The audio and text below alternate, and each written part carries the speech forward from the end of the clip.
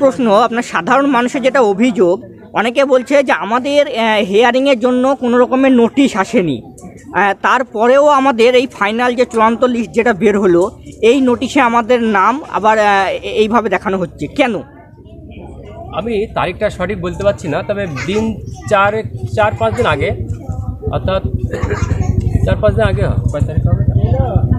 4-5 দিন আগে 138টা আমার প্রার্থী থেকে রোল ব্যাক করলো। এআরএম সাহেব আমাকে ডাকলেন, যেটা রোল ব্যাক করেছে এটা কমান্ড দিতে হবে। সব কমান্ডগুলো উনি লিখে দিলেন, আমরা সেইভাবে দেখে লিখে সমস্ত ভোটারদের কমান্ডগুলো আমরা পাঠালাম 138টা। তাহলে আমার হিসাবে 138টাই অ্যাডজুডিকেশন আন্ডারে থাকা উচিত ছিল, কিন্তু সেখানে দেখা গেলো 260টা দাঁড়িয়েছে।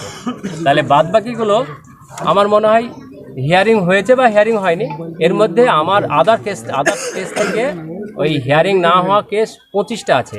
একদিন 19টা, একদিন 6টা রোল ব্যাক করেছিল। এআরএম সাহেব সেদিন আমাকে ডেকেছিলেন এবং বললেন যে আদার্স কেস থেকে এগুলো রোল ব্যাক করেছে।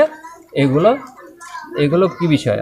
এগুলো দেখা গেল টুকিটাকি হয়তো নামের মিসম্যাচ ছিল, সেগুলো রোল ব্যাক করেছিল মাইক্রো অবজারভার।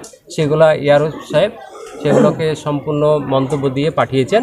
সেগুলো ভয়ের কিছু নাই, সেগুলো যেহেতু আদার্স কেসের মধ্যে আছে, ওগুলো আদার্স কেসে কাগজ ছাড়াই সমস্যার সমাধান হয়ে যাবে। যদি প্রয়োজন হয় এআরও সাহেব আমাদেরকে জানাবেন, আমরা ভোটারকে গ্রামে জানাবো এবং প্রয়োজনে তার পেপারস সংগ্রহ করে আমরা পৌঁছে দেওয়ার ব্যবস্থা করব। সেক্ষেত্রে ভোটারকে চিন্তিত বা ভীত হওয়ার কোনো প্রয়োজন নেই। যেভাবে আছে মানুষ সেইভাবে থাকুক, আনন্দে থাকুক, কোনো ভয় নেই।